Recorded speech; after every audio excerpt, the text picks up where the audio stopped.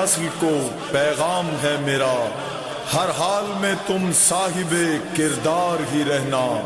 جب دین فروش بیچ رہے ہوں خدا کا دین، تم حق کا علم لے کے وفادار ہی رہنا۔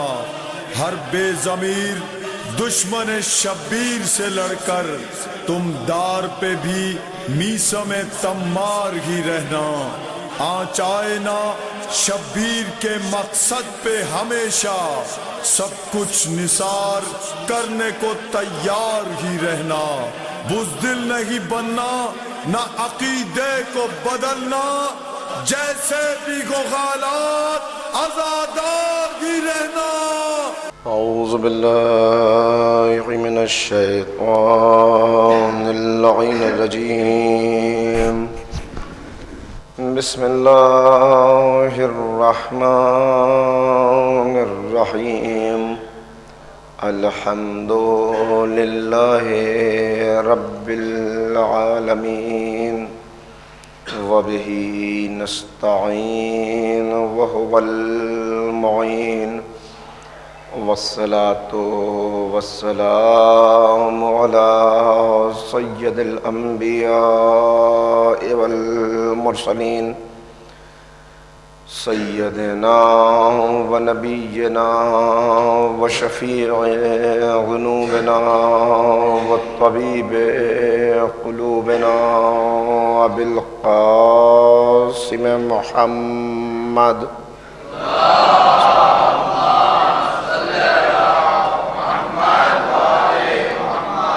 وآلہ الطیبین الطاہرین المعصومین المظلومین المنتخبین المنتجبین، اما بعد فقد قال اللہ تبارک و تعالی فی کتابہ المجید وفرقانہ الرشید وقولہ الحق۔ بسم اللہ الرحمن الرحیم، وَلَنَبْلُوَنَّكُمْ بِشَيْءٍ مِّنَ الْخَوْفِ وَالْجُوعِ وَنَقْصٍ مِّنَ الْأَمْوَالِ وَالْأَنفُسِ وَالثَّمَرَاتِ وَبَشِّرِ الصَّابِرِينَ الَّذِينَ إِذَا أَصَابَتْهُمْ مُصِيبَةٌ قالوا انا للہ وانا الیہ راجعون، اولئک علیہم صلوات من ربہم ورحمہ واولئک هم المہتدون۔ صلوات۔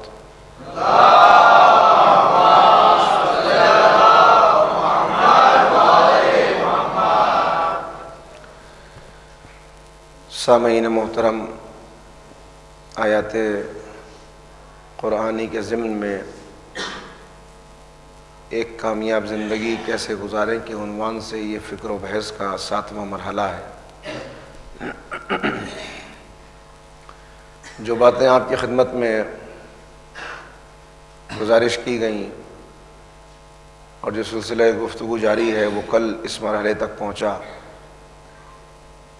کہ میں نے آپ کی خدمت میں عرض کیا کہ اگر حالات کا سامنا کرنا ہے اور اپنی زندگی کو ایک کامیاب زندگی بنائے رکھنا ہے تو اس کا واحد طریقہ یہ ہے کہ ہم اپنے شعور کو بیدار رکھیں۔ اگر شعور بیدار رہے گا اور بصیرت باقی رہے گی تو انسان چاہے جن حالات میں زندگی بسر کرے وہ اپنے آپ کو زمانے کی آلودگیوں سے، گناہوں سے، برائیوں سے، خرابیوں سے محفوظ رکھتے ہوئے ایک کامیاب زندگی حاصل کر لے گا۔ اور اگر شعور نہ ہوا تو پھر یقینی طور پر قدم قدم کے اوپر وہ ٹھوکریں کھائے گا۔ میں نے عرض کیا تھا آپ کی خدمت میں کہ اس وقت جو ایک سب سے بڑا چیلنج ہے وہ یہ ہے کہ معاشرے کے اندر اقدار کو بدلا جا رہا ہے، یعنی ویلیوز جو ہیں وہ چینج کی جا رہی ہیں، اور اگر ویلیوز چینج ہو جاتی ہیں تو پھر ایسے معاشرے کا مقابلہ بہت مشکل ہوتا ہے۔ یعنی اگر اچھائی اچھائی رہے اور خرابی خرابی رہے، اچھائی اور برائی ایک دوسرے کے اندر مل نہ جائے، برائی کو اچھائی نہ سمجھا جائے، خرابیوں کو خوبیاں نہ سمجھا جائے، تو اتنا مسئلہ نہیں ہوتا۔ اس لیے کہ اس وقت اگر انسان کوئی برائی کرتا بھی ہے تو وہ ایک احساس گناہ کا اس کے اندر باقی رہتا ہے کہ ہم نے ایک برا کام کیا ہے، اندر سے اس کا ضمیر ملامت کرتا ہے، اس کی روح کے اندر ایک صدمہ، ایک تکلیف جو پہنچتی ہے، اس کا احساس اسے غمزدہ کر دیتا ہے۔ اور ایسا اکثر آپ نے بھی محسوس کیا ہوگا کہ کبھی کبھی ایک احساس ہوتا ہے اندر سے ہمیں کہ یہ کام ہمیں کرنا نہیں چاہیے تھا۔ معصوم فرماتے ہیں کہ اگر یہ احساس زندہ ہے انسان کے اندر، یعنی وہ برائی کو برائی سمجھ رہا ہے، تو بہت امکان ہے کہ آگے بڑھ کر، آگے چل کر یہ اپنی زندگی کو کامیاب کر لے۔ لیکن اگر یہ ضمیر اس منزل کے اوپر پہنچ جائے کہ انسان کو برائی اور اچھائی کا فرق محسوس نہ ہو، وہ گناہ کرے اور اس کا کوئی احساس نہ ہو اسے۔ مثال کے طور پر بالکل سامنے کی بات ہے، کوئی آیا ملنے کے لیے، آپ اس وقت ملنا نہیں چاہتے اس سے، تو آپ نے کہلا دیا کہ بھائی کہہ دو کہ اس وقت گھر پہ نہیں ہے یا اس وقت سوئے ہوئے ہیں، کچھ بھی۔ پھر احساس ہوا اگلے ہی لمحے کہ اتنی گرمی میں اتنے سفر طے کر کے، اتنی مسافت طے کر کے آیا ہے، یہ ہم نے غلط کیا، ایسا نہیں کرنا چاہیے تھا۔ تو آپ نے روک لیا بچے کو، یا وہ چلے گئے تو بلا لیا واپس، یا اگر ایسا نہیں بھی ہوا تو ایک بھاری پن دل کے اوپر، ایک بھاری پن، ایک احساس کہ نہیں غلط کیا، ایسا کرنا نہیں چاہیے تھا، کیوں میں نے ایسا کر لیا، پتہ نہیں کیا ہو گیا تھا مجھے اس وقت۔ یہ اگر چیز باقی ہے تو اس کا مطلب کہ شعور زندہ ہے، مردہ نہیں ہوا۔ جہاں شعور مردہ ہو جاتا ہے وہاں بڑے سے بڑا گناہ کرنے کے بعد بھی احساس گناہ بھی نہیں رہتا۔ یہ ہے معاشرے کا سب سے بڑا چیلنج کہ آج خرابیوں کو اچھائیاں بنا کے پیش کیا جا رہا ہے۔ میں نے عرض کیا تھا آپ کی خدمت میں کہ بے حجابی کل تک یہ علامت تھی اس بات کی کہ اگر کوئی بے حجاب خاتون ہوتی تھی تو وہ شرمندہ محسوس کرتی تھی اپنے آپ کو، مگر جب ویلیوز بدل گئی تو اب معاملہ بالکل برعکس ہو گیا۔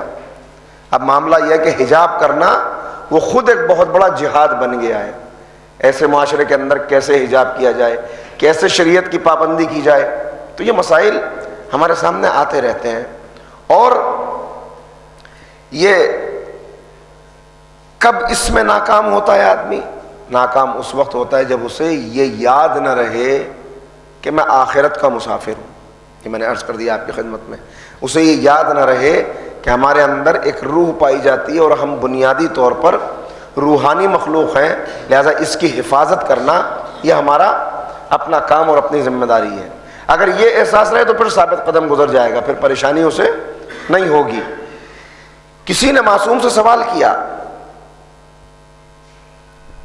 کہ برادران یوسف نے حضرت یوسف کو اتنا ستایا، اتنا پریشان کیا،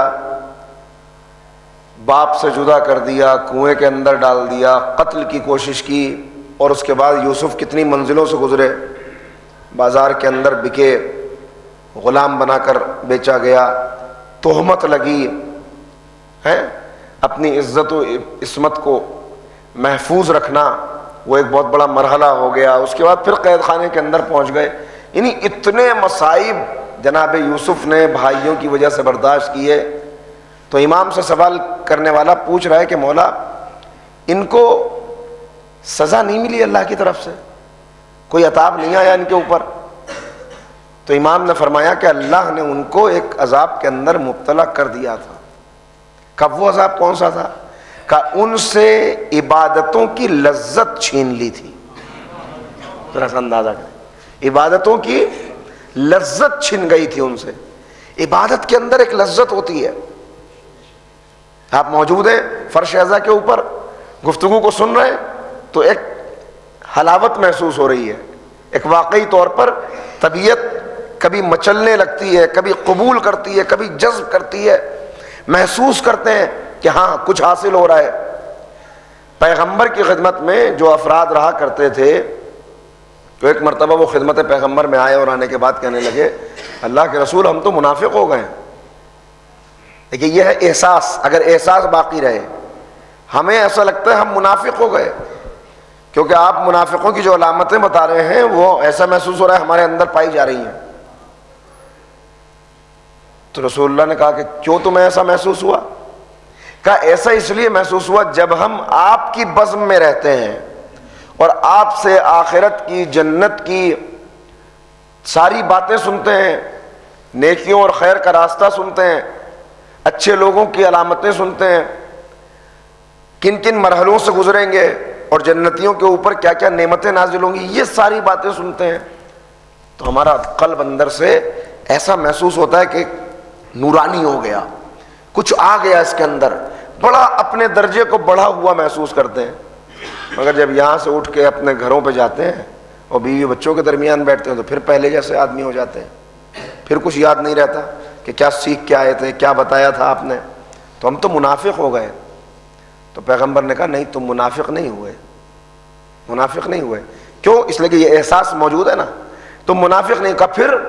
کہا جب تم میری بزم میں بیٹھتے ہو اور میری گفتگو سنتے ہو تو یہ باتیں دل کے اوپر اثر کرتی ہیں اور خواہشات نفسانی کم سے کم ہونے لگتی ہیں، دبنے لگتی ہیں اندر، نیکیوں کا جذبہ ابھرنے لگتا ہے، یعنی روحانیت کا لیول بڑھنے لگتا ہے اور بالکل ٹاپ کے اوپر پہنچ جاتا ہے۔ یہاں سے جب جاتے ہو تو دوسرا والا جذبہ ابھرتا ہے اور روحانیت نیچے جانے لگتی ہے۔ اور اس کے بعد عجیب فقرہ کہا جو میں نے آپ کو تقریر تیسری یا چوتھی میں عرض کیا تھا کہ پانی کے اوپر کیسے چلنے لگے، سفر طے کر لیا۔ پیغمبر نے اس کے بعد فرمایا کہ اگر جو روحانیت تم یہاں سے لے کر جاتے ہو اسے محفوظ رکھ لو، جو لیول بڑھ گیا ہے اس کو ویسے ہی رکھو، تو تم بھی وہ سب دیکھ سکتے ہو جو میں دیکھتا ہوں۔ صلوات پڑھیں محمد و آل محمد۔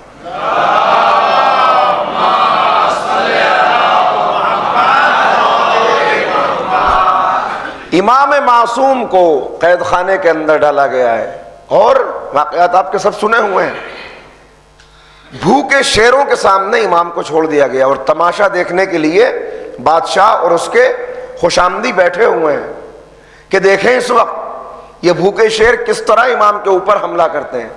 مگر کیا ہوا اس کے بعد کہ وہ شیر آئے اور آنے کے بعد انہوں نے امام کے قدموں میں سر رکھ دیا، ایسا محسوس ہوتا تھا کہ گویا وہ امام کو سجدہ کر رہے ہیں، امام کو سلامی پیش کر رہے ہیں۔ تو اس وقت امام نے ایک فقرہ کہا کہ اگر تم اپنے اندر تقوی پیدا کر لو، اگر تم اپنے اندر روحانی بلندی پیدا کر لو تو جنگلی جانوروں سے ویسا کام لے سکتے ہو کہ جیسے بوجھا ڈھونے والے جانوروں سے لیتے ہو۔ یعنی جیسے عام جانور بوجھا رکھا ہوا ہے، آپ گدھے سے کام لے رہے ہیں، گھوڑے سے کام لے رہے ہیں، وہ جنگلی جانور یہ سب تمہارے مطیع اور فرما بردار ہو جائیں۔ شرط کیا ہے؟ شرط یہی ہے کہ وہ روحانی بلندی، وہ تقویٰ اپنے اندر پیدا کر لو۔ متقی کی صفات مولا کائنات نے نہج البلاغہ میں بتایا، ایک دو جگہ نہیں بہت سی جگہ کے اوپر بتائی ہیں، مگر اس کے لیے بس ایک شرط سب سے پہلی جو ہے کہ حب دنیا، اس لیے کہ میں نے عرض کیا تھا 3 باتیں آپ کو میں سنا رہا تھا، وقت اب کم رہ گیا لہذا کنکلوڈ کروں میں اسے۔ Worship, knowledge, service. ورشپ اور نالج پر تھوڑی تھوڑی گفتگو ہماری ہوئی۔ تیسری چیز سروس، یعنی اپنے آپ کو اسلام کے لیے پیش کر دینا، شریعت کی راہ میں، دین کی راہ میں جو کچھ ہمارے پاس ہے۔ میں نے عرض کیا کہ جو کچھ ہے، جتنی چیزیں ہیں اس کے ساتھ آ جائیے، آگے بڑھیے کہ جو کچھ ہے یہ حاضر ہے۔ احد کا میدان ہے، احد کے میدان میں مسلمانوں کی شکست ہوئی ہے، آپ کو اندازہ ہے نا کیسا حملہ ہوا، کس طرح سے پیغمبر کی تاکید اور نبی کے حکم پہ عمل نہ کرنے کی وجہ سے جنہیں درے کے اندر چھوڑا گیا تھا اور تاکید کی تھی کہ نتیجہ جنگ کا کچھ بھی ہو مگر تم یہاں سے نہ ہٹنا، کیا ہوا؟ جب انہوں نے یہ دیکھا کہ مسلمان غالب آ رہے ہیں تو یہ لفظیں ہیں تاریخ کی کہ انہیں اس لالچ نے آ گھیرا کہ کہیں ایسا نہ ہو کہ مال غنیمت میں ہمیں حصہ نہ ملے، جبکہ پیغمبر پہلے ہی فرما چکے ہیں کہ تم میدان جنگ سے باہر نہیں ہو، تم میدان جنگ ہی کا کام انجام دے رہے ہو، لیکن اگر یہاں سے ہٹو گے، کچھ بھی جنگ کا انجام ہو، ہم قتل کریں یا قتل ہو جائے، تم نہ ہٹنا وہاں سے۔ لالچ نے آگے رہا۔ تو تین چیزیں ہیں، یہ سروس کے سلسلے میں عرض کر رہا ہوں، lust, greed, arrogance. Lust, greed, arrogance, ہرس، طمع، تکبر، یہ تین چیزیں انسان کو تباہ کر دیتی ہیں۔ وہاں کیا آیا؟ حریص ہو گئے وہ، ایسا نہ ہو ہمارے سے مال غنیمت چلا جائے۔ نتیجہ کیا ہوا کہ جیتی ہوئی جنگ کا نقشہ بدل گیا اور شہادتیں بھی ہوئیں۔ جناب حمزہ جیسی شخصیت شہید ہوئے، مسلمانوں کے قدم اکھڑے میدان سے، بھاگتے ہوئے دور نکل گئے۔ ابو سفیان فاتح ہوا، جب فاتح ہو کے اپنے لشکر کو لے کر واپس جا رہا ہے، توجہ کیجئے گا، میں نے کیا کہا کہ جو ہے وہ اللہ کی راہ میں پیش کر دیں۔ معبود جو کچھ بھی ہمارے پاس ہے، اس نے کیا کہا کل جو میں نے واقعہ آپ کو چھوٹا سا سنایا کہ اے اللہ، ہے میرے پیارے رب، ہے میرے پیارے خدا، اگر تو ہمارے سامنے آ جاتا ہم کنگھی کرتے ہیں، ہم کپڑے دھو دیتے تیرے، ہم یہ کیا ہے؟ جتنا عقل اور شعور جو کچھ اس کے پاس ہے، کیونکہ وہ تو بکریاں چرانے والا ہے، اس کے پاس ساری کائنات اس کی بکری کا دودھ ہے، تو وہ اس بات پر سب سے زیادہ زور دے رہا ہے کہ میں تیری ساری خدمت کرتا، اور اگر تو مجھے اپنا گھر بتا دیتا تو روز تازہ بکری کا دودھ تجھے پہنچایا کرتا، یعنی جو کچھ میرے پاس ہے وہ تیری راہ میں پیش کر دیتا، جو کچھ ہے وہ تجھے دے دیتا۔ تو یہاں مسئلہ کیا تھا؟ چلا گیا ابو سفیان، پھر راستے میں اس کے ذہن میں خیال آیا کہ ہم نے شکست دے دی ہے، قتل ہو گئے بڑے بڑے مسلمان، میں واپس کیوں جا رہا ہوں؟ یہ بہترین موقع ہے مسلمانوں کو ختم کر دینے کا۔ وہ سب زخمی ہو چکے ہیں، منافق بھاگ چکے ہیں میدان سے، رسول اکیلے ہیں، علی کب تک حفاظت کریں گے؟ لہذا ہمیں واپس پلٹنا چاہیے اور مسلمانوں کا بالکل خاتمہ کر دینا چاہیے۔ اس خیال کے آتے ہی واپس پلٹا۔ اس کی اطلاع اللہ نے پیغمبر کو دے دی کہ ابو سفیان لشکر لے کر واپس آ رہا ہے، واپس آ رہا ہے۔ بس پیغمبر نے فوراً حکم دیا کہ جو جس حالت میں بھی ہے وہ اس حالت میں مقابلہ کرنے کے لیے کھڑا ہو جائے۔ اکثریت جا چکی ہے، کیسے فرار ہوئے ہیں میدان سے، کیسے توڑا ہے عہد کو، کیسے پھرے ہیں اپنی زبان سے، کہ کئی دن کے بعد واپس پلٹے ہیں۔ اور خود بیان کیا، کسی دوسرے کی بیان کی بات نہیں کہ میں تو احد کے میدان میں اتنا دور چلا گیا تھا، میں تو ایسے دوڑ رہا تھا جیسے جنگلی بکری دوڑتی ہے، میں تو اتنا دور نکل گیا تھا کہ 3 دن کے بعد واپس۔ یہ سب چیزیں صرف چند ثابت قدم واقعی صاحبان ایمان ہیں جو میدان کے اندر موجود ہیں، وہ بھی یا شہید ہو چکے ہیں یا اتنے زخمی ہیں کہ اب کھڑے ہونے کی تاب نہیں ہے۔ مولائے کائنات کے جسم اقدس پر 60 زخم آئے میدان احد میں، علی کے جسم پر پیغمبر کی حفاظت کرتے ہوئے 60 زخم۔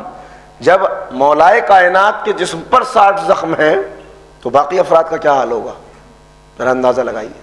مگر اس وقت اللہ کی طرف سے پیغام آیا کہ ابو سفیان واپس پلٹ رہا ہے، لہذا سب کو کھڑا کیجئے، کہیے سب سے، اٹھیں سب، آئیں میدان میں اور اللہ کی نصرت پر اعتبار کریں۔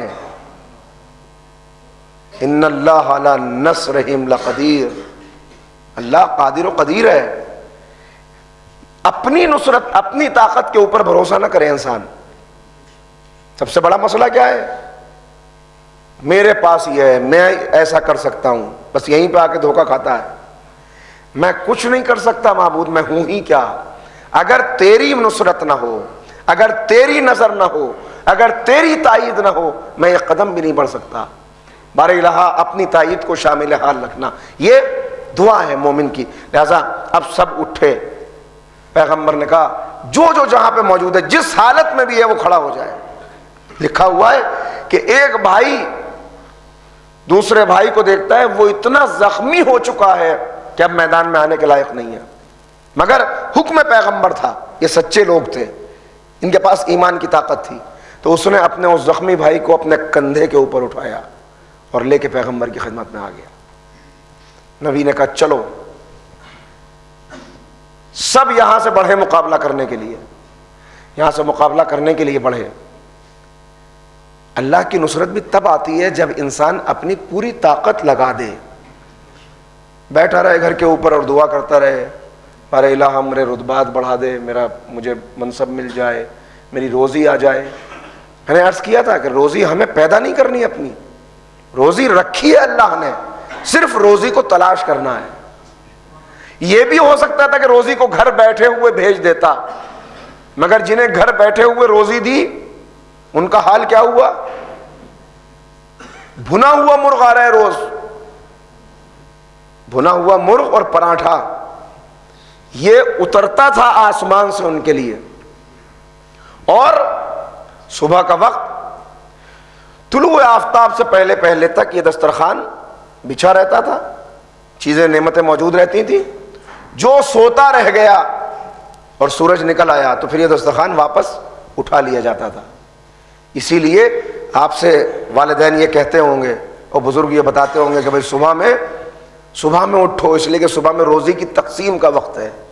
یہ اسی لیے کہا جاتا ہے کہ روزی کی تقسیم کا، ان کے لیے روزی اترتی تھی، مگر اب جو نہیں اٹھا اس وقت واپس چلی گئی، اب اسے بھوکا رہنا پڑے گا۔ بنی اسرائیل کیسی قوم ہے، کتنی نعمتیں اللہ نے انہیں دی کہ ایسے صحرا کے اندر گھر بیٹھے ہوئے کھانا مل رہا ہے، مگر کیا رخ اپنایا؟ موسیٰ یہ ہم کب تک کھاتے رہیں؟ دیکھیے بہترین کھانا تھا، اگر اس وقت کے لحاظ سے دیکھا جائے بہترین، مگر کیا کہا؟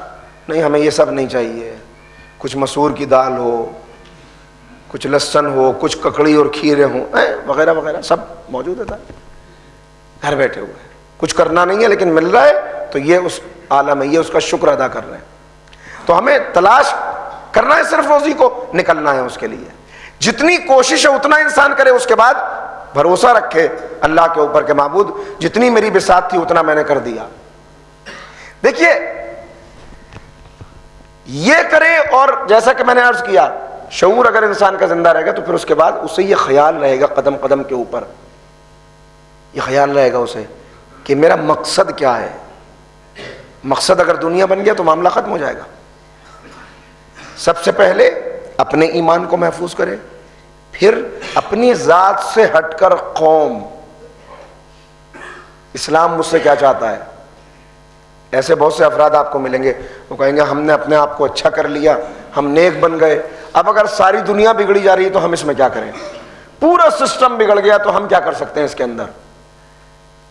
عزیزو جب تک ہم قرآن حکیم کی تلاوت شعور کے ساتھ نہ کریں اس وقت تک ایسی ہی باتیں زبان پہ آتی رہیں گی، ورنہ آپ برابر سنتے ہیں۔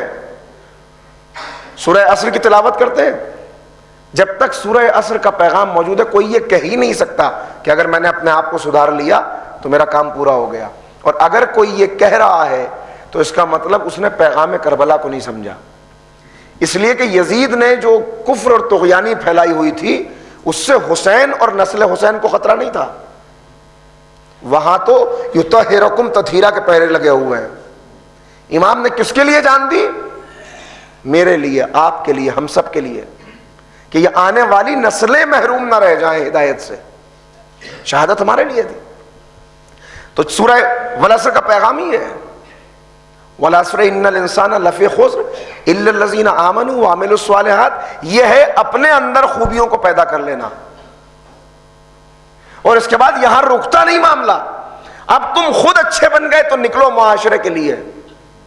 کنتم خیر امت اخرجت للناس، میں عرض کر چکا، تم بہترین امت ہو، کھڑے ہو جاؤ معاشرے کو پاک کرنے کے لیے، تأمرون بالمعروف وتنہون عن المنکر۔ یہاں پر پیغام آگے کیا بڑھا؟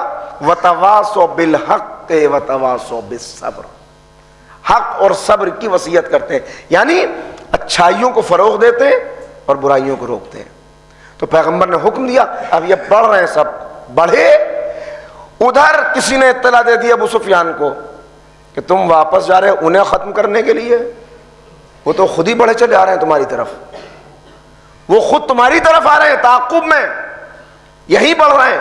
بس ایسا خوف اس کے دل کے اوپر طاری ہوا کہ ارے میں تو یہ سمجھ رہا تھا کہ جا کے انہیں ختم کر دوں گا، اس کا مطلب کوئی چھپی ہوئی طاقت ان کے پاس ہے۔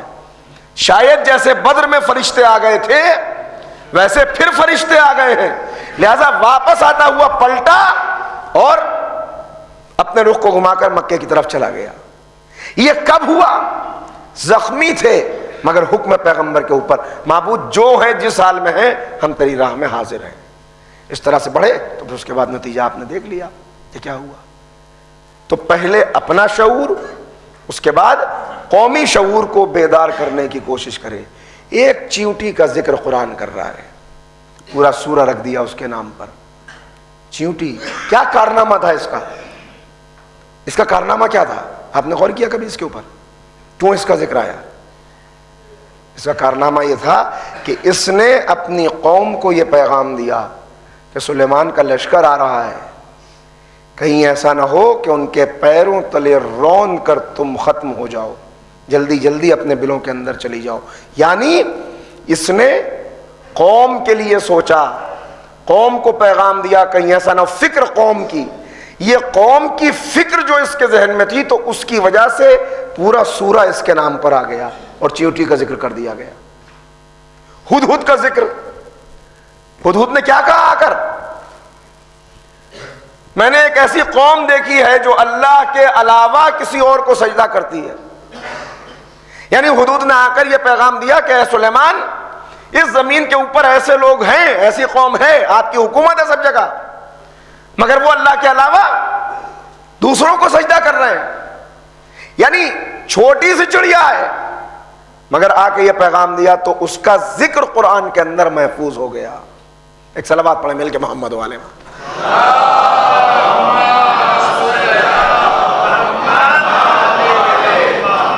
تو اپنی ذات سے اوپر اٹھ کر جہاں میں رہ جاتا ہے وہاں مسئلہ ختم ہو جاتا ہے۔ اسلام نے اس میں کو ہم سے بدلا ہے، ہر جگہ سورہ حمد آپ پڑھ رہے ہیں، میں کو ہم سے بدل دیا۔ یہ میں نہ کرو زیادہ۔ میں نے 3 چیزیں عرض کی، لسٹ، گریڈ، ایروگینس، یہ تباہ کر دیتی ہیں انسان کو، لہذا اس سے محفوظ رہنا ہے۔ میں سے اوپر اٹھو، حب دنیا نکل جائے ذہن سے۔ حب دنیا نکلے گا جب حب ذات نکل جائے۔ انسان سب سے زیادہ محبت اپنے آپ سے کرتا ہے۔ اگر کوئی کہے میں اولاد سے زیادہ محبت کرتا ہوں، میں وطن سے، سب غلط ہے۔ اصل بات یہی ہے کہ انسان سب سے زیادہ محبت اپنے آپ سے کرتا ہے۔ جب اس حب ذات کی قربانی دے دیتا ہے تب اسے درجات حاصل ہونے شروع ہوتے ہیں۔ شیخ فرید الدین عطار، اگرچہ ہمارے یہاں کے بہت سارے ایسے لوگ ہیں کہ جن کے متعلق یقین کے ساتھ یہ نہیں کہا جا سکتا کہ ان کا عقیدہ کیا تھا، یعنی یہ شیعہ تھے یا غیر شیعہ، لیکن ہمارے علماء نے ان کا ذکر اپنی کتابوں میں اور حوالوں میں کیا ہے۔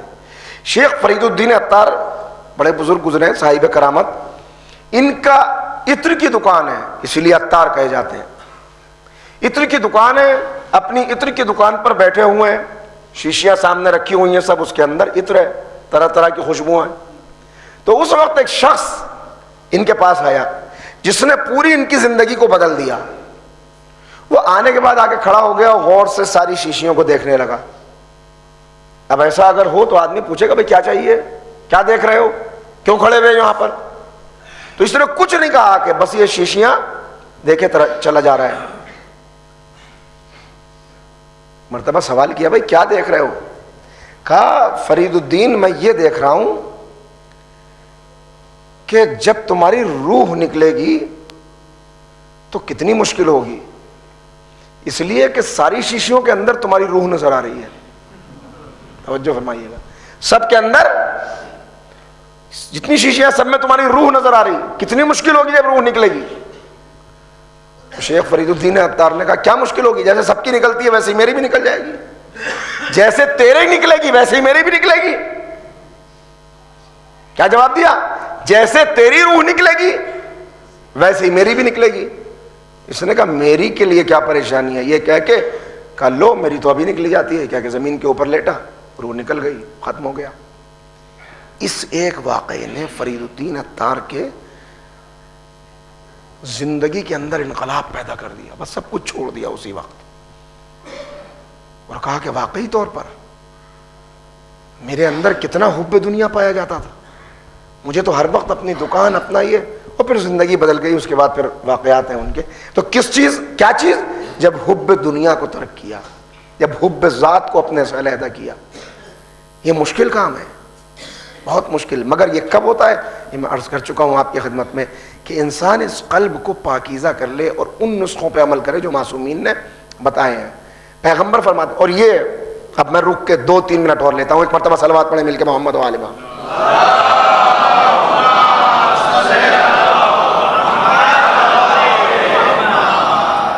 یہ کب ہوتا ہے؟ جب انسان کی برزخی آنکھ کھل جائے. اور میں نے کل ایک جملہ عرض کیا تھا کہ برزخی آنکھ کا تصور صرف آپ کے یہاں موجود نہیں ہے.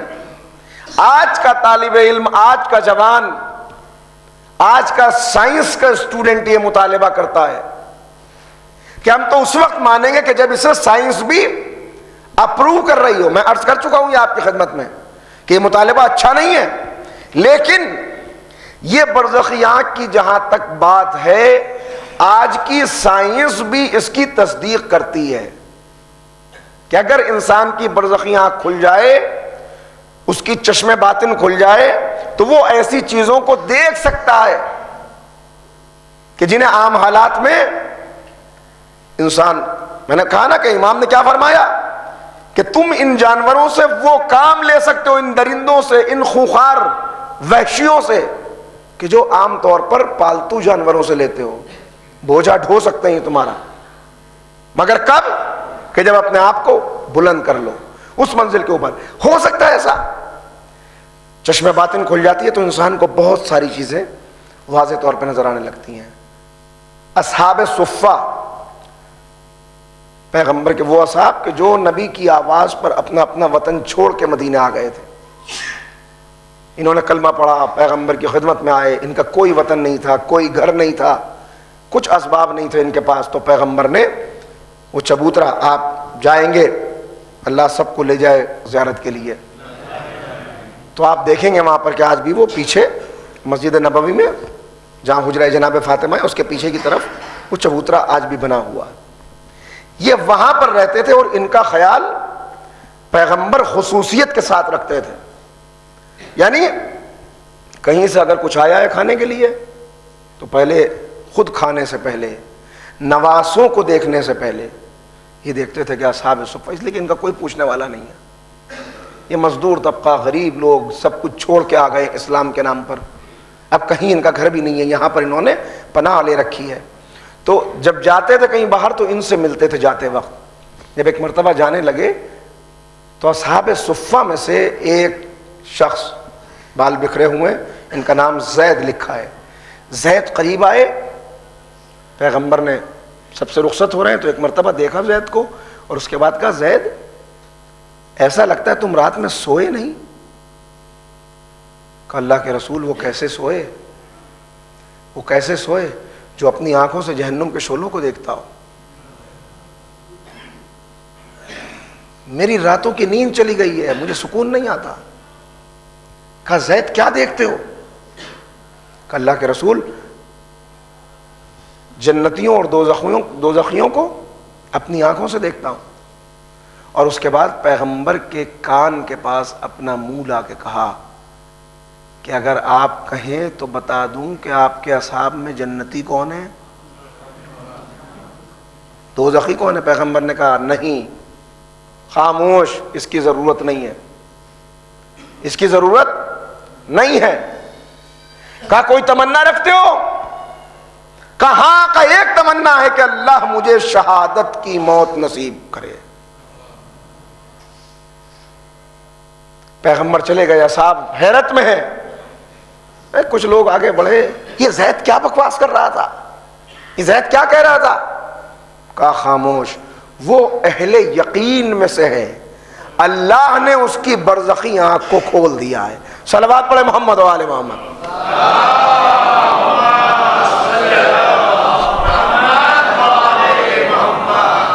تو میں نے عرض کیا یہ کیا سائنس اس کو مانتی ہے؟ جی، میں صرف ایک اشارہ کر رہا ہوں، تفصیل کا موقع نہیں ہے۔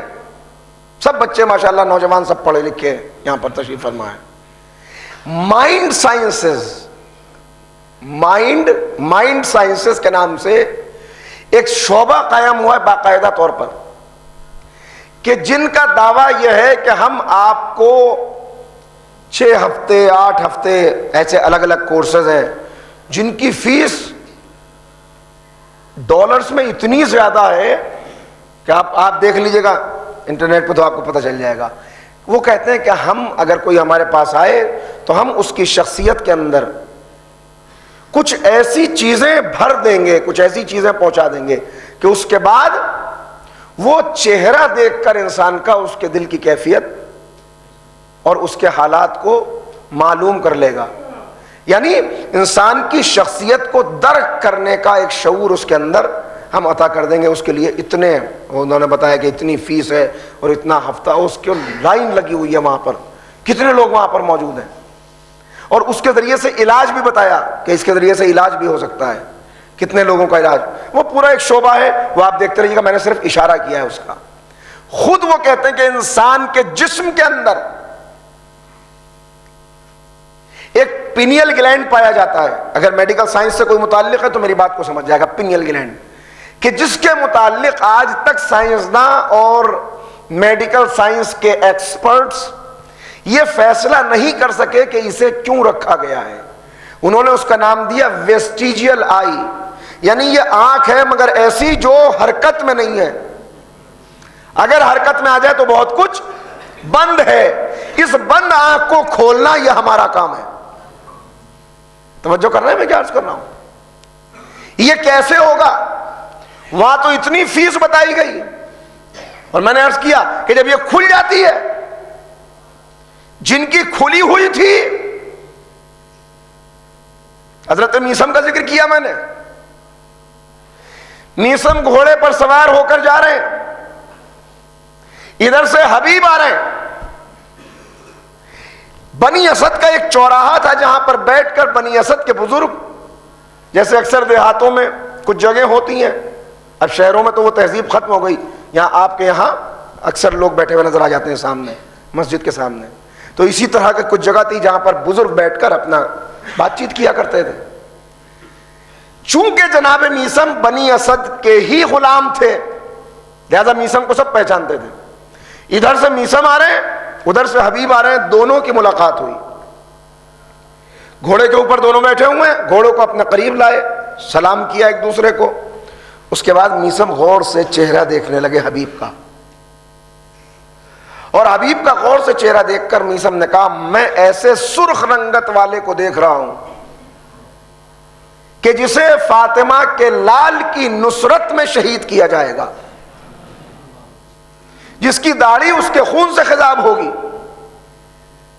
حبیب نے سنا، مسکرائے، اب غور سے میثم کا چہرہ دیکھا۔ دیکھیے میثم، میں نے عرض کیا کہ مولا کائنات کے ان اصحاب میں ہے کہ جن کے لیے جناب ام سلمہ نے بتایا کہ رسول اللہ تمہارے لیے وصیت کیا کرتے تھے رات کی تاریکی میں کہ میثم کے حق کا خیال رکھنا۔ میثم وہ ہے کہ جن کو راز بتائے مولا نے۔ میں میثم سمجھ رہے ہیں کہ مجھے مولا نے یہ تعلیم دی ہے، یہ بتایا ہے، میں نے دیکھ کر خبر دے دی کہ تم کتنے ہو۔ غور سے حبیب نے چہرہ دیکھا اور اس کے بعد کہا میں بھی ایک ایسے شیخ کو دیکھ رہا ہوں کہ جسے علی کی محبت میں سولی پر لٹکایا جائے گا۔ بس جیسے ہی یہ سنا میثم کو حیرت ہو گئی، اور میثم نے کہا حبیب تم بھی یہ علم جانتے ہو، یعنی تمہاری برزخی آنکھ بھی اس منزل تک پہنچی ہوئی ہے، تمہیں یہ کس نے بتایا؟ حبیب نے مسکرا کے کہا میثم تم باپ کے شاگرد ہو، میں بیٹے کا شاگرد ہوں۔ آل محمد۔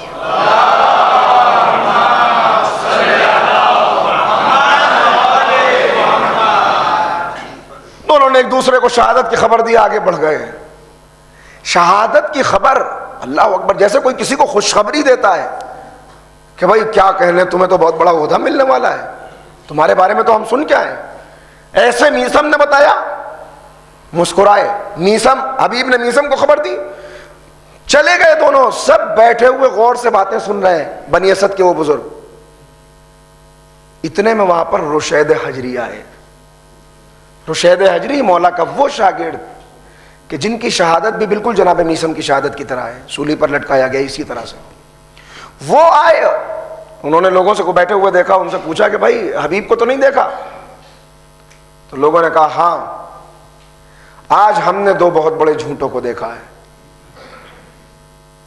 کیا کہہ رہے تھے؟ اب انہوں نے گفتگو نقل کی کہ وہ یہ کہہ رہے تھے، وہ یہ کہہ رہے تھے۔ تو رشید حجری نے غور سے سنا اور اس کے بعد کہا میثم ایک خبر دینا بھول گئے۔ اللہ اکبر، یہ ہے صاحب امیر المومنین، ایک خبر دینا میثم بھول گئے۔ میثم یہ بتانا بھول گئے کہ جو شخص حبیب کا سر اپنے نیزے پر لے کے آئے گا اسے دگنا انعام دیا جائے گا۔ تو لوگوں نے کہا ہم تو سمجھ رہے تھے وہی دو جھوٹے ہیں، یہ تیسرا تو ان سے بھی بڑا جھوٹا ہے۔ ابھی دنیا کو کیا معلوم کہ اہل بیت کے غلام سمجھ میں نہیں آ رہے، تو اہل بیت کہاں سے سمجھ میں آئے گا؟ صلوات پڑھے محمد و آل محمد۔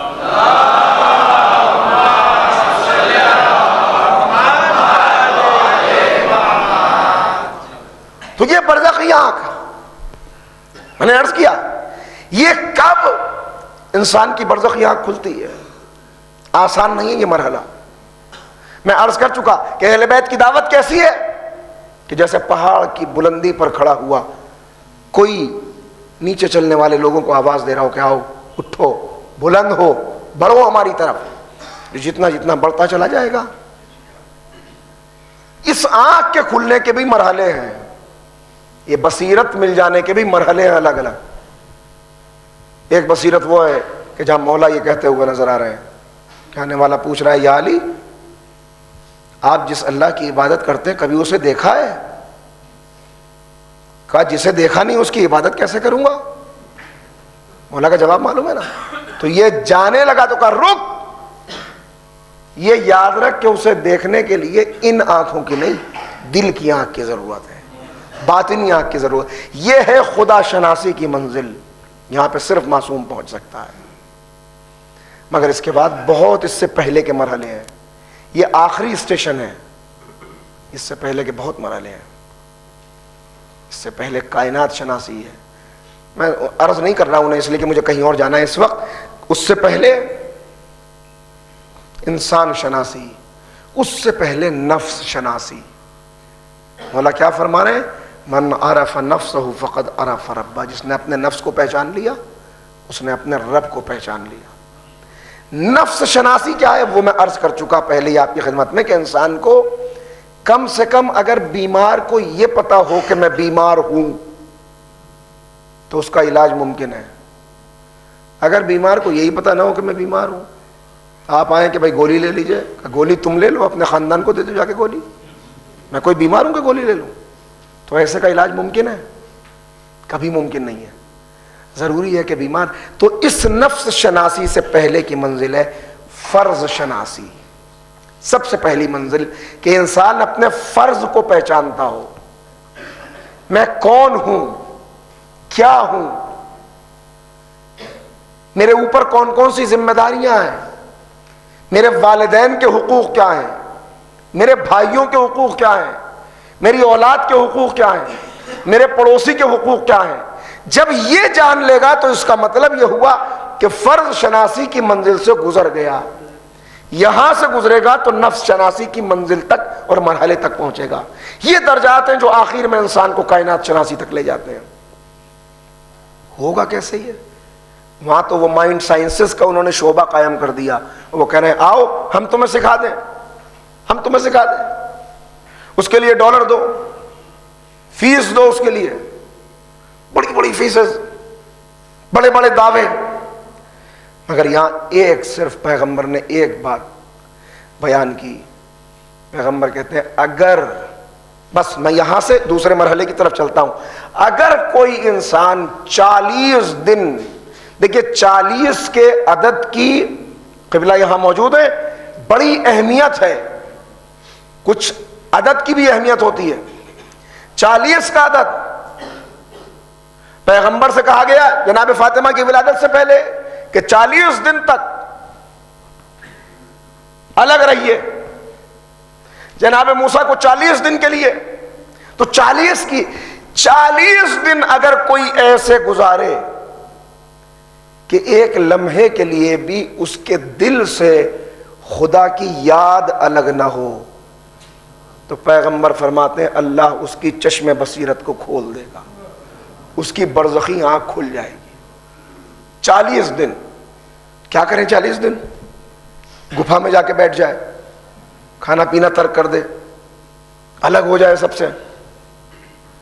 نہیں، ایسے 40 دن نہیں، اس کو تو اسلام تسلیم ہی نہیں کرتا۔ ایسے 40 دن کے لوگوں کے درمیان رہے، سارے معمولات زندگی ویسے ہی چلتے رہے جیسے چل رہے، مگر ایک لمحے کے لیے بھی دل سے یاد خدا نہ نکلے۔ جب بھی کوئی قدم اٹھائے خیال رہے اس سے اللہ راضی ہوگا یا ناراض ہو جائے گا، اس سے اللہ راضی ہوگا یا، اگر ایسے 40 دن گزار لے بندہ تو اس کے درجات میں جو اضافہ ہوتا ہے، جو بلندی ہوتی ہے۔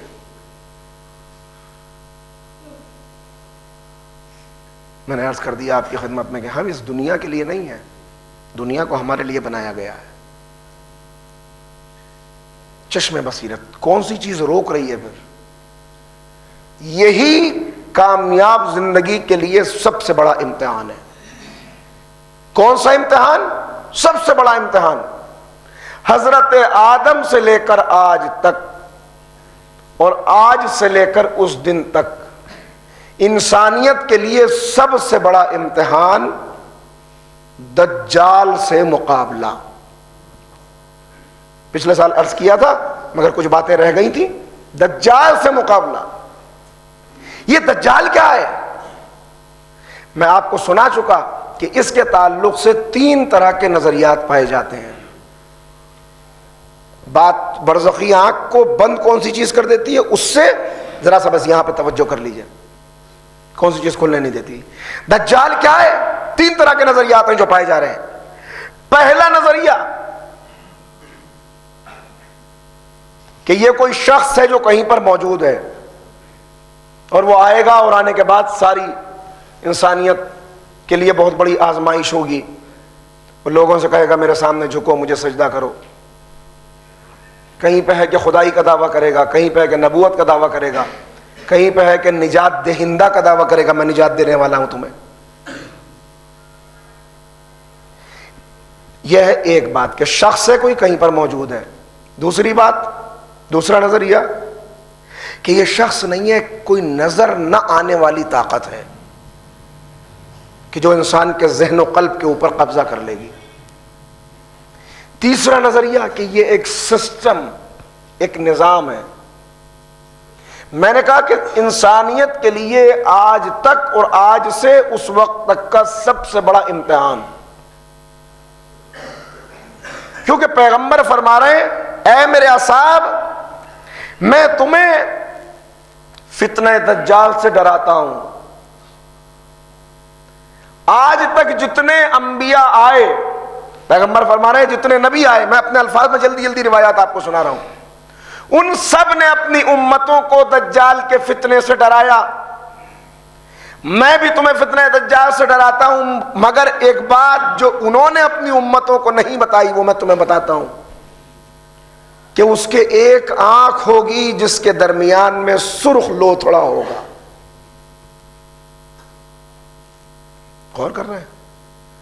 اصحاب کہتے ہیں کہ جب پیغمبر دجال کا بیان کیا کرتے تھے تو ہمارے جسم کے رونگٹے کھڑے ہو جاتے تھے، اور ہمیں ایسا لگتا تھا کہ وہ یہیں کہیں چھپا ہوا ہے، ابھی نکل کے ہمارے اوپر حملہ کر دے گا۔ پیغمبر کہتے ہیں 4 چیزوں کا انتظام تمہیں خود کرنا ہے، میں 4 چیزوں سے تمہیں ڈراتا ہوں: موت کی سختی، فشار قبر، دوزخ کی آگ اور فتنہ دجال. بہت سارے ایسے خطبات ہیں کہ جس میں پیغمبر بار بار ذکر کرتے تھے تو اصحاب پریشان ہو جاتے تھے کہ اس سے ہمارا سامنا نہ ہو جائے. یہ ایک طرح کی روایات. دوسرا نظریہ میں نے آپ کی خدمت میں کہا کہ نظر نہ آنے والی طاقت. میں ایک طالب علم کی حیثیت سے آپ کی خدمت میں یہ عرض کرتا ہوں کہ تینوں باتیں اپنی اپنی جگہ پر صحیح ہیں. یعنی یہ ایک شخص بھی ہے, ایک نظر نہ آنے والی طاقت بھی ہے, اور ایک نظام بھی ہے. ایک شخص جو کہیں پر موجود ہے مگر وہ خروج اس وقت کرے گا, یہ پچھلے سال سنایا تھا, تھوڑا سا وہی دہرا رہا ہوں, اور اس کے بعد جو باتیں رہ گئی تھی وہ عرض کرتا ہوں. خروج اس وقت کرے گا کہ جب اس کے چاہنے والے دنیا میں اس کے لیے وہ نظام, وہ حالات پیدا کر دیں گے. یعنی جیسے ہم انتظار کر رہے ہیں اور بار بار اپنی قوم کو یہ پیغام دے رہے ہیں کہ بھئی اپنے آپ کو تیار کرو, امام کا ظہور ہونے والا ہے, اپنے آپ کو تیار کرو ظہور امام کے لیے, امام کی نصرت کرنی ہے, اپنے آپ کو ناصر امام بناؤ. ایسے ہی دجال کے چاہنے والے بھی موجود ہیں جو کہہ رہے ہیں اپنے آپ کو تیار کرو دجال کی نصرت کے لیے. فرق صرف اتنا ہے کہ ہم انتظار کر رہے ہیں, وہ انتظار کے ساتھ انتظام بھی کر رہے ہیں. ہم صرف زبان سے کہہ رہے ہیں کہ مولا آپ کا انتظار ہے, انتظار ہے, انتظار ہے. وہ انتظار کے ساتھ پورا نظام دنیا کا اس کے آنے کے لیے, میں نے پتہ نہیں یہ بات عرض کی تھی یا نہیں, ان کو یہ معلوم ہے کہ فلاں بیت المقدس کی فلاں دیوار کی طرف سے وہ خروج کرے گا. اور ان کے یہاں یہ روایت ہے کہ جب وہ خروج کرے گا تو اس کے خروج کرنے کے بعد قبر سے مردے اٹھ کے کھڑے ہو جائیں گے اس کی نصرت کے لیے. تو اس روایت کی بنیاد پر دیکھیے, یہ میں دوسروں کی بات نقل کر رہا ہوں, یہ نہ سمجھیے گا کہ ان میں سب باتیں صحیح ہیں, چونکہ ان کے پاس جو مذہب ہے یہودیت وہ تحریف شدہ ہے, عیسائیت وہ تحریف شدہ ہے. وہ اسلام نہیں جو عیسیٰ لے کے آئے, وہ اسلام نہیں جو موسیٰ نے پیش کیا, انہوں نے تحریف کر لی اس کے اندر. لہذا بہت ساری باتیں ایسی ہیں کہ جو اصل شکل سے اپنی بگڑ کر اصل روایت سے ہٹ کر کہیں دور آ گئیں. مگر بہرحال ان کے پاس جو روایت ہے اس میں یہ ہے کہ وہ وہاں سے آئے گا تو جیسے ہی وہ آئے گا تو قبر سے مردے اٹھ جائیں گے. تو ہر آدمی ان میں کا, ہر یہودی مالدار, وہ یہ کوشش کرتا ہے کہ اس دیوار کے پاس مجھے قبر مل جائے مرنے کے بعد. اس کے لیے بڑی قیمت ہے, وہ قیمت چکاتا ہے وہ کہ بھائی مجھے وہاں پہ دفن کرنا, اس لیے کہ جب وہ آئے تو اس کا ناصر سب سے پہلے میں بنوں, یعنی میں قبر سے اٹھ کے کھڑا ہوں اس کے لیے. اور پوری دنیا کے اندر جو اس وقت حالات آپ کو نظر آ رہے ہیں, امام فرما رہے ہیں, بلکہ معصومین فرما رہے ہیں, کئی جگہ کے اوپر یہ بات ہے کہ اس وقت صاحب ایمان کے لیے اپنی زندگی کو گزارنا کتنا دشوار ہوگا, اپنے ایمان کو محفوظ رکھنا کتنا مشکل ہوگا کہ ایک انسان کے لیے رات بھر اپنے ہاتھ پر آگ کے انگارے لے کر کھڑے رہنا آسان ہے, اپنے ایمان کو بچانا مشکل ہے. روایات کے اندر ہے کہ مومن جب رات کو سوئے گا, یعنی حالات ایسے ہو جائیں گے, تو مومن ہوگا, صبح اٹھے گا تو کافر ہو جائے گا, منافق ہو جائے گا. ان حالات سے ہمیں گزرنا ہے, اور یہ سب سے بڑا زندگی کو ناکام کرنے کا سب سے بڑا امتحان ہے. لہٰذا اگر ان حالات سے ہم باخبر نہیں ہوں گے تو کیسے پتہ چلے گا؟ دو فتنے جن سے بار بار ڈرایا گیا, ایک فتنہ دجال اور دوسرے سفیانی. سرخ موت اور سفید موت میں نے بیان کر دیا آپ کی خدمت. سفیانی پھر دجال کے لیے آیا کہ دجال کے, اصل دجال کے آنے سے پہلے 30 دجال آئیں گے, اور اصل سفیانی کے آنے سے پہلے بہت سے اور سفیانی آئیں گے. یعنی ایک علامت ہے سفیانی کا ہونا, ایک علامت ہے. ایک ظالم جو قتل کر رہا ہے, جو خون بہا رہا ہے. کوئی ایسا شخص نہیں ہوگا جس کا نام علی, حسن, حسین, فاطمہ, زینب, سکینہ اور وہ اس کے ہاتھ سے قتل نہ ہو, سفیانی کے. مگر اس سے پہلے بہت سے اور ظالم، میں اشارہ کر رہا ہوں، صرف آپ حالات دیکھ رہے ہیں اس وقت، جن میں سے کوئی نبوت کا مدعی ہوگا، کوئی مہدی ہونے کا مدعی ہوگا. میں اب دجال پہ پلٹوں گا ابھی، لیکن ایک واقعہ چھوٹا سا آپ کو یاد دلا دوں. ایک مرتبہ مل کے صلوات پڑھیں سب محمد والے.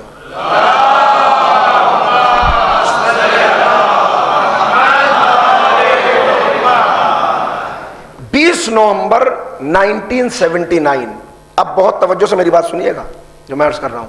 20 نومبر 1979، 20 نومبر کی صبح بھی عام صبحوں کی طرح ایک صبح تھی. مکے کے اندر بھی بالکل ویسی حالات تھے جیسے ہمیشہ ہوتے ہیں. نماز فجر کے لیے مومنین حرم میں جا رہے تھے، خانہ کعبہ میں.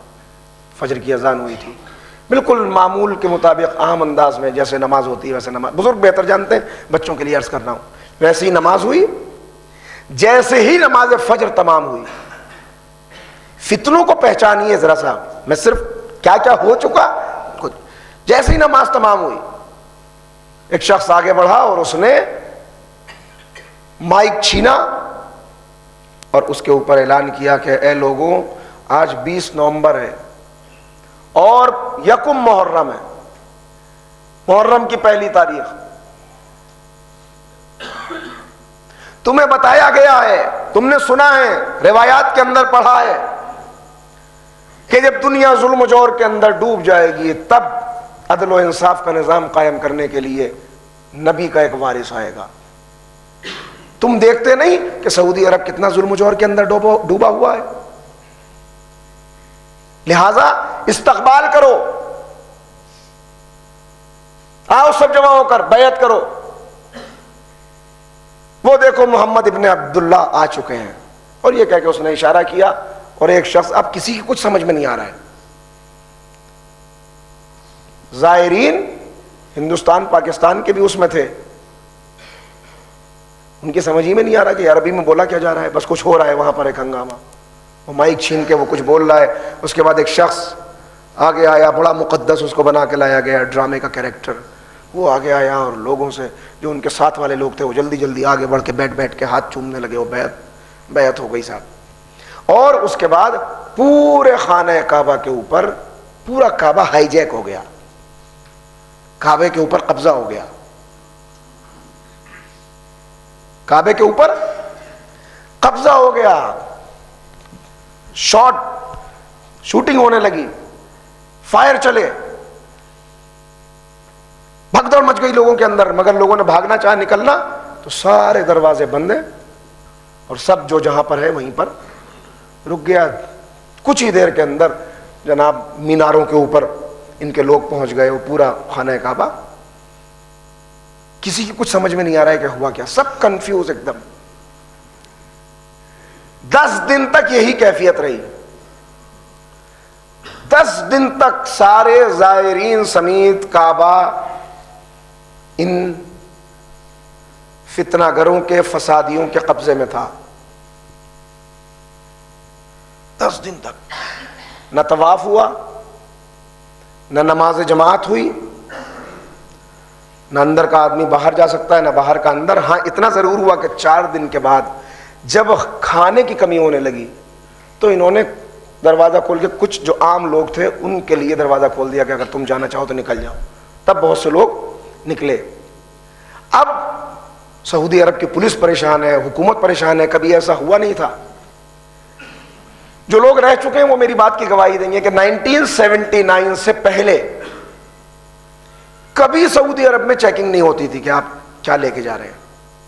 یہ پہلا واقعہ تھا کہ جس نے وہاں کی حکومت کو ہلا کے رکھ دیا. اور اس کے بعد سے یہ ساری چیزیں چیکنگ. کیوں؟ اس لیے یہ ہتھیار کیسے پہنچ گئے اندر؟ یہ ہتھیار ایسے پہنچے کہ جنازے کی شکل میں تابوت لائے جا رہے ہیں. ان تابوتوں کے اندر میتوں کی جگہ بندوقیں بھری ہوئی ہیں، ہتھیار بھرے ہوئے ہیں. اس طرح سے یہ ہتھیار پہنچ گئے اندر. وہ پھیل گیا پورا. اس نے کہا سب ہم نے قبضے میں کر لیا ہے اور اب ہم پوری دنیا کو کی اصلاح کریں گے. بعد میں یہاں سے جب پولیس آگے بڑھتی تھی تو وہ اوپر میناروں کے اوپر ان کا قبضہ تھا، وہاں سے وہ گولیاں چلاتے تھے. 100 سے زیادہ لوگوں کا خون حرم کے اندر بہہ گیا اور اندر ان کا قبضہ ہے. تب آخر میں جا کر ٹینک بڑھائے گئے، وہی سیڑھیاں جو آج جو سیڑھیاں موجود ہیں انہی کے اوپر، بالکل یہی، کوئی بدلہ نہیں ہے، یہی در و دیوار تھے، یہی خانہ کعبہ تھا، یہی سب کچھ تھا. وہ ٹینک گئے، انہوں نے دروازوں کو توڑا. جب دروازوں کو انہوں نے توڑا تب یہ لوگ بیسمنٹ کے اندر گھس گئے. کعبے کے اندر نیچے ایک تہہ خانہ، ایک بیسمنٹ ہے. اب دروازے اس کے بند ہیں، آپ جائیں گے دروازے کہیں کہیں نظر آئیں گے. اب وہ کوئی جانے کی کسی کو اجازت نہیں ہے. وہاں پہ ان کو ایڈوانٹیج یہ تھا کہ ان کے پاس بہت مقدار میں کھجور تھی، لہذا کھانے کی پریشانی نہیں. نیچے آب زمزم موجود ہے پینے کے لیے. آنے کا بیسمنٹ میں ایک ہی راستہ ہے، لہذا جو بھی اندر آنے کی کوشش کرتا تھا یہ شوٹ کر دیتے تھے یہاں سے. تو اب کوئی اندر بھی داخل نہیں ہو سکتا. دروازے توڑ کر پولیس اندر آ چکی ہے، لیکن ان کی بھی کچھ سمجھ میں نہیں آ رہا ہے. یہ آج بھی آپ کو، میں اب بچوں کے لیے عرض کر رہا ہوں، اگر آپ کو دیکھنا ہے، یہ شخص جس نے اعلان کیا تھا اس کا نام تھا جوہیمیہ. اب بھی انٹرنیٹ پہ آپ جائیں گے، جوہیمیہ آکوپائڈ کعبہ ہائی جیکڈ ایسے کر کے کچھ بھی آپ سرچ کیجئے گا تو اس کی تصویر بھی آپ کو وہاں پہ مل جائے گی، اور یوٹیوب کے اوپر کچھ ویڈیوز بھی آپ کو. حالانکہ سعودی حکومت نے بہت کم اس کو شیئر کیا، وہ نہیں چاہتے تھے کہ یہ سب باتیں لوگوں کو پتہ چلیں، لیکن پھر بھی کم سے کم اسے ایگزیکیوٹ کرتے ہوئے، سزا دیتے ہوئے وہ سب دکھایا گیا اس کے اندر. اور دیکھیے گا، اس کو دیکھیے گا، اور بہت ساری باتیں میں صرف اشاروں میں کر رہا ہوں، آج والوں سے چہرہ ملا لیجئے گا. یہ غور کیجئے گا میں کیا عرض کر رہا ہوں، میں صرف پیغام آپ کو دے رہا ہوں، چونکا رہا ہوں کہ ذرا جو فتنے ہیں ان سے واقف ہم رہیں، باخبر رہیں. باخبر رہنا ہمارے لیے اس وقت لازم ہے کہ ہم خیال رکھیں کیا ہو چکا ہے ماضی میں، کیا چل رہا ہے اور کیا ہونے والا ہے. یہ کب ہوگا؟ یہ اس وقت ہوگا کہ جب ہم تھوڑا سا ان باتوں کی بھی خبر رکھیں اور پھر یہ بھی دیکھیں کہ ظہور سے پہلے کے حالات کیا ہیں. آپ یقین جانیے جس جس شہر کے اندر جو جو ہو رہا ہے اس وقت، اگر آپ ان روایات کو سامنے رکھیں تو بالکل آپ کو یہ لکھا ہوا ہے یہ ہو رہا ہے، یہ لکھا ہوا ہے یہ ہو رہا ہے، سب کچھ بالکل ویسے ہی ہو رہا ہے جیسا کہ ائمہ نے ہمیں اطلاع دی ہے، جیسا کہ بتایا کہ یہ سب ہونے والا ہے، وہی سب ہو رہا ہے. بہرحال بعد میں ختم کروں بات کو، کسی طرح سے یہ گرفتار نہیں ہو رہے تھے. کتنے پولیس والے اس کے اندر مارے گئے، کتنے ان کے ساتھ میں. یہ عجیب بات ہے، جب کوئی ایسا فتنہ اٹھتا ہے تب جو سادہ افراد ہوتے ہیں، جو واقعی دین سے محبت کرنے والے ہوتے ہیں مگر باخبر نہیں ہوتے، شعور نہیں ہوتا، وہ استعمال ہو جاتے ہیں اس کے اندر. کتنے سارے حافظان قرآن، ان سب نے اس نقلی مہدی کی بیعت کر لی. بعد میں جب فوج وہاں پہ داخل ہوئی تو ان سب کو قتل کیا گیا وہیں کعبے کے اندر ہی، وہیں پہ ان کا خون بہا. سب فتنے کا خاتمہ وہاں پہ کیا انہوں نے. مگر یہ 70 یا 80 افراد یا 100 افراد یہ سب بیسمنٹ کے اندر چلے گئے، جو عام لوگ تھے، جو یہ سمجھ کر کہ شاید جو اطلاعات دی گئی ان کے مطابق یہی اصل مہدی ہے، یہ انقلاب لائے گا، یہ دین کا پرچم بلند کرے گا، جو اس کے ساتھ آ گئے تھے انہیں یاد کر کے آج بھی وہ سعودی عرب کے بوڑھے لوگ وہ روتے ہیں آج بھی کہ کتنے اچھے نیک مطلب متقی لوگ تھے جو اس کے فریب میں آ گئے اور خامہ خامہ مارے گئے. پھر آخر میں بیسمنٹ کے اندر پانی چھوڑا گیا، وہ بھی ناکام ہو گیا، اس سے بھی وہ گرفتار نہیں ہوئے.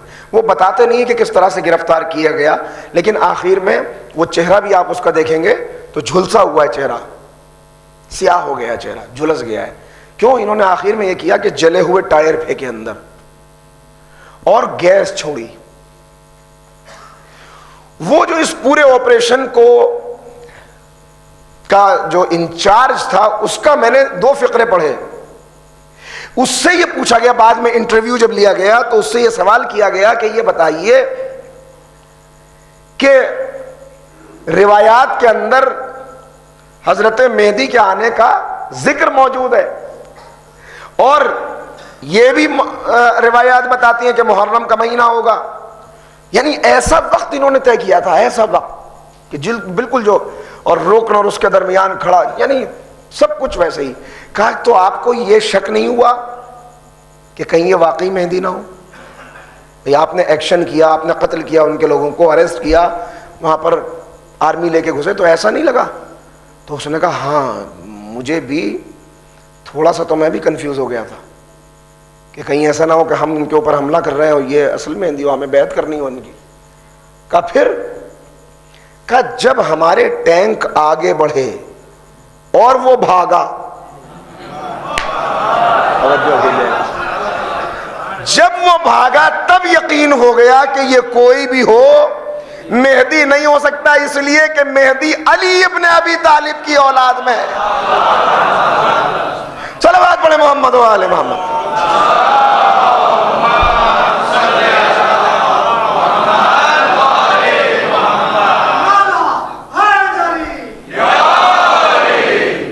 تو تاریخ دہرا رہی ہے اپنے آپ کو, وہی حالات. میں زیادہ کھل کے اس سے زیادہ بات نہیں کرنا چاہتا, آپ تھوڑا سا جو ہے نظر رکھیں کہ کہاں پر کیا ہو رہا ہے. کیوں؟ اس لیے کہ یہ 2 فتنے ایسے ہیں کہ جن سے ہمیں باخبر رہنا بہت ضروری ہے. پیغمبر فرما رہے ہیں کہ میں تمہیں ڈراتا ہوں اس سے, ہوشیار رہنا. اب یہاں پہ سوال پیدا ہوتا ہے, بس میں یہاں پر روک لوں گا اپنی گفتگو. سوال پیدا ہوتا ہے جیسے میں نے عرض کیا کہ یہ کوئی شخص ہے, کوئی نظام ہے, کیا ہے؟ پہلی روایت مولا کائنات خطبہ دے رہے ہیں اور اس خطبے کے اندر مولا نے کہا فتنہ دجال سے ہوشیار رہنا. اسبق ابن نباتہ مولا کے خاص شاگردان خاص میں ان کا بھی شمار ہے, وہ کھڑے ہوئے اور انہوں نے کھڑے ہو کے کہا کہ مولا یہ کون ہوگا, اس کا نام کیا ہوگا؟ تو امام نے کہا اس کا نام سعید ابن سعید ہوگا. بس روایت یہاں پہ رک گئی, پھر گفتگو دوسرے رخ پہ ہونے لگی, لیکن اتنا سا ٹکڑا یہ پتا چلا, اتنی سی حوالہ معلوم ہوا کہ امام نے بتایا کہ اس کا نام ہوگا, جس سے یہ پتا چلا کہ یہ کوئی شخص ہے. توجہ کر رہے ہیں؟ پیغمبر ایک دن خطبہ دے رہے ہیں اور اس کے بارے میں بتا رہے ہیں کہ یہ کیسا ہوگا, کیا ہوگا, کتنی طاقت ہوگی, کتنی زبانیں جانتا ہوگا, کہ اچانک ایک صحابی نبی کا کھڑا ہوا اور اس نے کہا جو کچھ آپ نے بتایا فلاں یہودی کے یہاں بچہ پیدا ہو گیا ہے, اس کے اندر یہی ساری خصوصیات موجود ہیں. دیکھیے آج بھی کیا مسئلہ ہے, آپ کو ایک بات پتا ہے, آپ سے مطلب ہے ملت اسلامیہ کو, کہ اس کے ایک آنکھ ہوگی, تو بیچارے جتنی ایک آنکھ والے ہیں ان کی شامت آئی ہوئی ہے. ہر دن یوٹیوب کے اوپر ایک نیا وہ لوڈ کر دیتے ہیں کہ صاحب یہ ایسا نہیں ہے, کتنے کے وہ فلاں جگہ پیدا ہو گیا, فلاں جگہ, ارے کیا مذاق بنا رکھا. کھڑے ایسے ہی وہ کھڑے ہوئے, انہوں نے کہا کہ وہ فلاں جگہ کے اوپر یہ ساری خصوصیات اس کے اندر پائی جاتی ہیں, اتنی طاقت ہے اور اتنا وہ ہے. تو پیغمبر نے کہا کل ہم جائیں گے وہاں پر. نماز فجر کے بعد پیغمبر وہاں پہ گئے, جا کے دخل الباب کیا اپنے اصحاب کے ساتھ. تو وہاں سے اس کی ماں نے دروازہ کھولا. پیغمبر نے کہا کہ روایت کی یہ لفظ ہے کہ عبداللہ کہاں ہے؟ تو اس نے کہا کہ ہے موجود, لیکن آپ اس سے نہ ملیے اس لیے کہ وہ آپ کی توہین کرے گا. پیغمبر نے کہا نہیں مجھے اس سے ملنا ہے. تو انہوں نے کہا ٹھیک ہے آپ ذمہ دار ہوں گے اپنی توہین کے, آ جائیے. وہ لے کے گئی تو وہ چادر اڑے ہوئے لیٹا ہے اور الٹی سیدھی باتیں کیے چلا جا رہا ہے. جیسے ہی پیغمبر داخل ہوئے تو بغیر اس نے اپنے چہرے سے چادر ہٹائے بغیر یہ کہا کہ محمد اب تمہیں میری اطاعت کر لینی چاہیے. ایک مرتبہ نبی غضبناک ہوئے, غصہ آیا پیغمبر کو, اس کو نصیحت کی, اس کو بتایا, کچھ کہا, گفتگو ہوئی, نبی واپس آ گئے. پھر اگلے دن نماز فجر کے بعد دوبارہ گئے. پھر اس کی ماں نے, میں بہت شارٹ کر کے جلدی سے بتانا چاہتا ہوں آپ کو تاکہ وقت بھی میں بات مکمل ہو جائے. پھر ماں نے کہا کہ وہ ہاں موجود تو ہے مگر اس وقت تو وہ بکریوں کے ریوڑ میں بیٹھا ہوا ہے، بکریوں کے گلے کے ساتھ بیٹھا ہوا ہے. پیغمبر اندر آئے تو دیکھا وہ بکریوں سے بکریوں کی زبان میں بات کر رہا ہے، اور وہ سب ایسے اس کے آس پاس جمع ہیں جیسے وہ انہی کا ایک حصہ ہو.